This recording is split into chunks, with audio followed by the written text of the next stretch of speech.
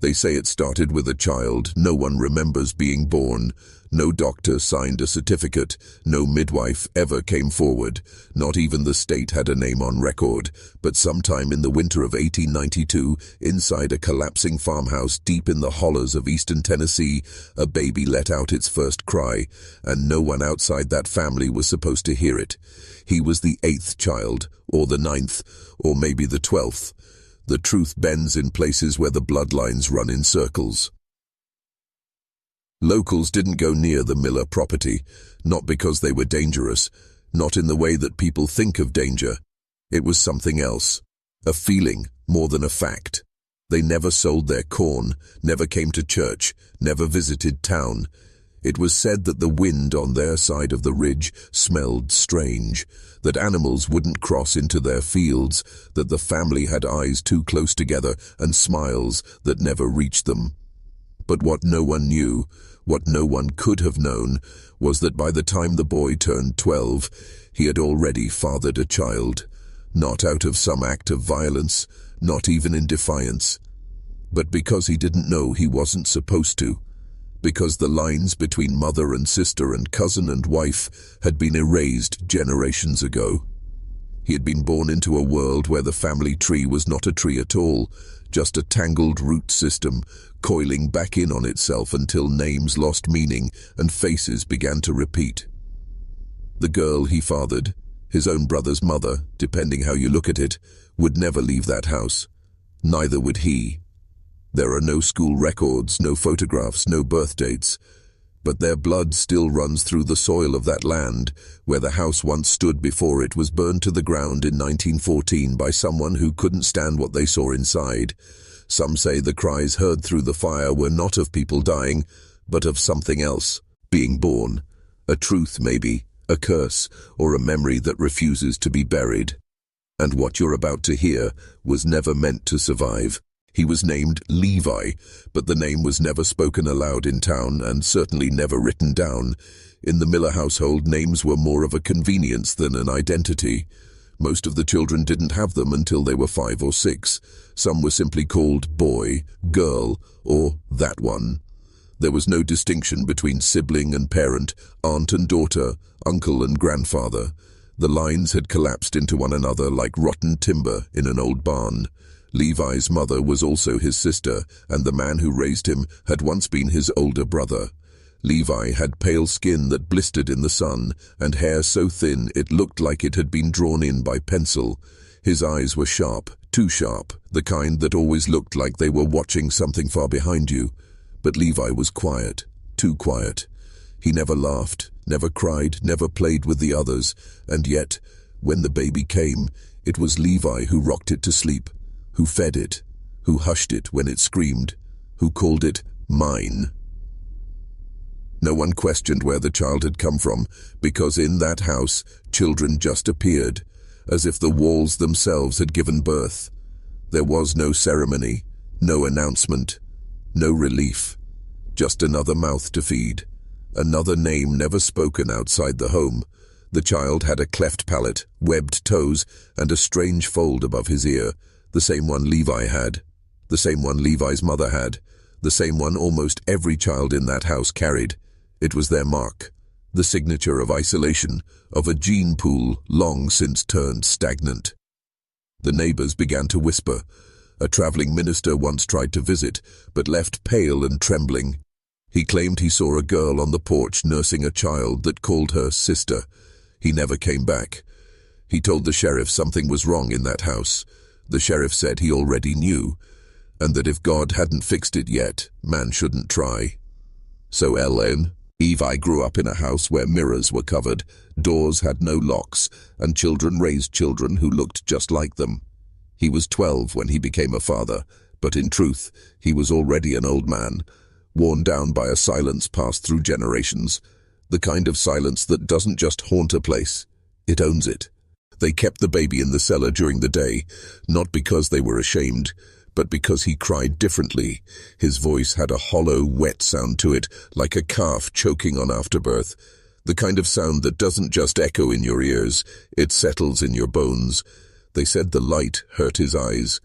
They said he had fits when the sun came through the cracks in the wood, but what they never said, what no one dared to say, was that the baby was changing. He didn't crawl like the others had. He dragged one leg behind him. His arms were longer than they should have been, and his teeth came in sharp, too many for his mouth. Levi didn't flinch. He never asked why. He simply held him tighter, as if he could anchor the child to the world by sheer force of will. The rest of the family avoided the cellar. The older children made crosses out of sticks and left them at the door. But Levi, every night, went down with a piece of bread and a handful of lard and fed the child in silence. It wasn't just the baby that was changing. The house began to rot from the inside, boards curled inward, mice left in the hundreds, as if warned of something coming. There was mold on every surface, thick and grey like fog trapped beneath the floorboards. The family stopped sleeping. Shadows moved at night, even when no one stood to cast them. But Levi stayed calm, always calm, until the scratching started. First, beneath the crib, then along the cellar walls, then inside the walls themselves. They said it was just rats. But Levi knew better. He said the baby wasn't alone down there. He said he could hear it talking, not in words, but in hunger. In something older than language, something that came from below the roots. One morning, the baby was gone. No open doors, no broken windows, no footprints, just the crib, empty and full of blood. Levi didn't cry. He just sat down in the corn. Aaron stared at the floor for 3 days. When he finally spoke, all he said was, he went back. No one asked where. No one dared. After the disappearance, Levi stopped speaking altogether, not just to the others, to himself, to the animals, to God. The boy who had fathered his own brother now walked the halls like a ghost, still tethered to his own body. The family went on pretending they hadn't heard the child's cries days after he vanished, pretending they hadn't found claw marks inside the floorboards, pretending they didn't know that something had been born in that house that didn't come from the womb. The land around the property began to die. Not fast, but slow, like a long breath being exhaled over years. Trees leaned away from the house. Grass yellowed and refused to grow. Chickens laid eggs with no shells. Even the wind avoided the place, curling around it like a stream around a stone. Travelers who passed through said the air there felt too still, like the world was holding its breath. But inside the house, life went on. More children, more silence, more twisted branches growing from the same poisoned root. Levi's mother, who might also have been his grandmother, depending on which version of the family story you believed, took to carving symbols into the beams with a rusted nail. No one knew what they meant. Some looked like stars, others like open mouths. She said they kept the old things out. That was the first time anyone had heard her speak in weeks. One night, Levi disappeared too. No one saw him leave. No one heard the door open. His bed was still warm when the others woke. But he was gone, like the baby before him. Like something had called him back to whatever place he had opened when he became a father, too young, too broken, too inside the bloodline to even understand what he had done. The townspeople barely noticed. They'd long since stopped asking questions. Families like the Millers weren't part of their world. They lived on the edge of the known, living reminder of what happens when people retreat too far into themselves, what happens when secrets become scripture, when the past stops being remembered and starts being repeated. And though Levi was gone, the house wasn't empty. It was 2 years before anyone dared step inside. A new sheriff had been appointed, young and proud, full of books and rules and ideas about justice. He gathered 2 deputies and a preacher, and together they rode up to the Miller property on a cloudless morning in May. The house stood crooked on its foundation, the porch sunken like a mouth mid-scream. No birds, no insects, no sound at all. They entered through the back, where the door hung open like it had never been closed. Inside, the air was thick, heavy, not with dust, but with memory. the kind that clings to your skin, the kind that knows you don't belong. The sheriff called out, but there was no reply. The floorboards creaked underfoot, though no one moved. And then the preacher whispered, "The air's wrong."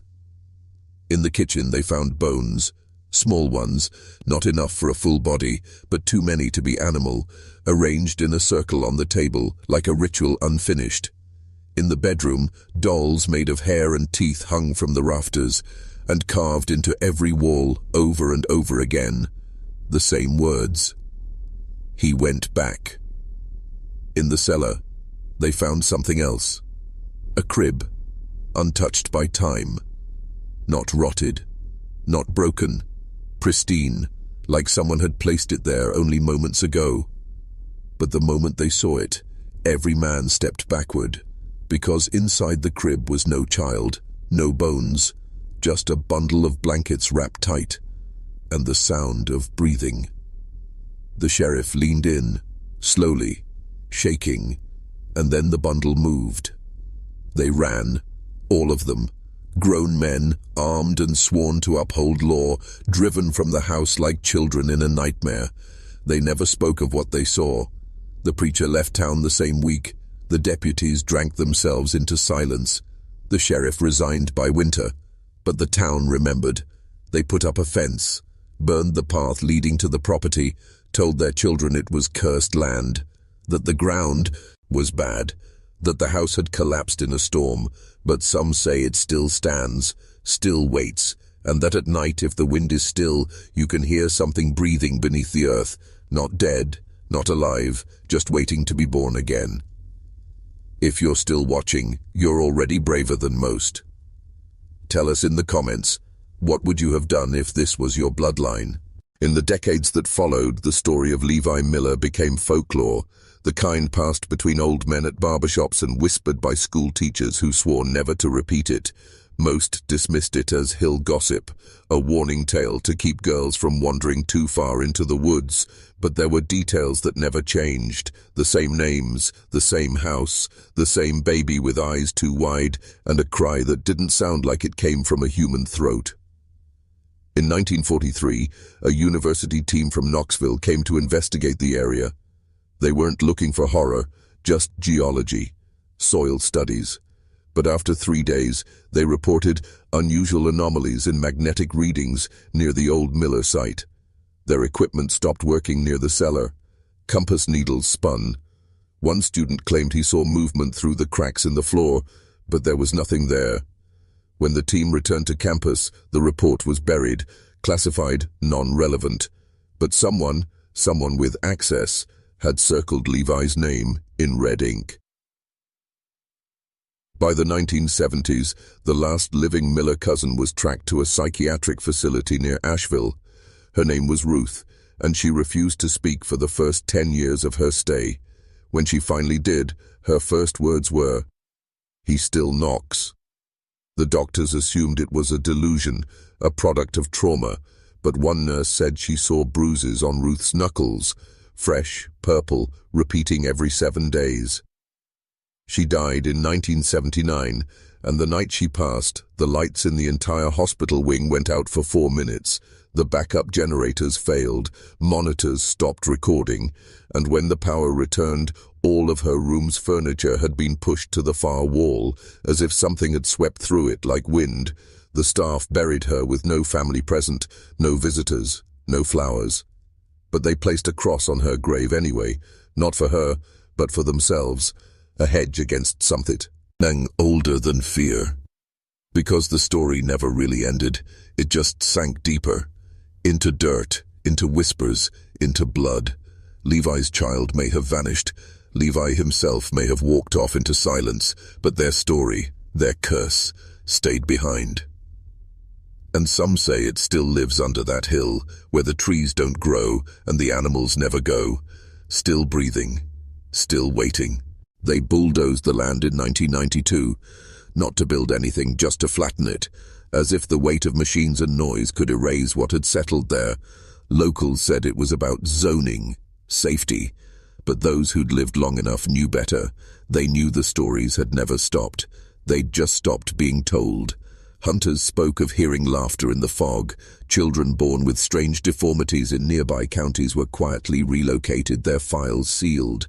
And once, in 2003, a fire crew responded to reports of smoke on the old Miller property, only to find the earth itself steaming but nothing burning.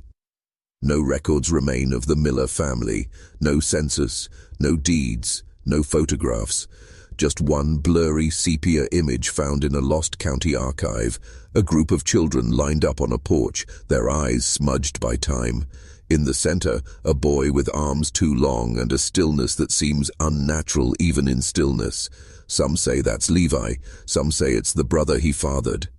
But the image was removed, not by accident, not by nature, by someone who didn't want it seen again. You see, that's how this kind of history ends, not in books, not in museums. It ends in fire, in erasure, in silence so thick even memory bends around it. And yet, here you are, listening, watching, digging in dirt that was meant to stay undisturbed. Maybe you felt it too, that cold behind your eyes as the truth settled in, that this wasn't just one family, that Levi wasn't the beginning, he was just the first crack in a wall that was always going to break, because when blood turns back on itself long enough, it doesn't just breed deformity, it breeds something else, something that remembers. The Miller house is gone, Levi is gone, the child with too many teeth, gone. But stories like this don't need a body to live, they just need a listener, and now that you've heard it, now that you've carried it with you into your own quiet places, don't be surprised if you hear knocking, not loud, not urgent, just soft, familiar. Because sometimes when you stare into the past long enough, it sends something back,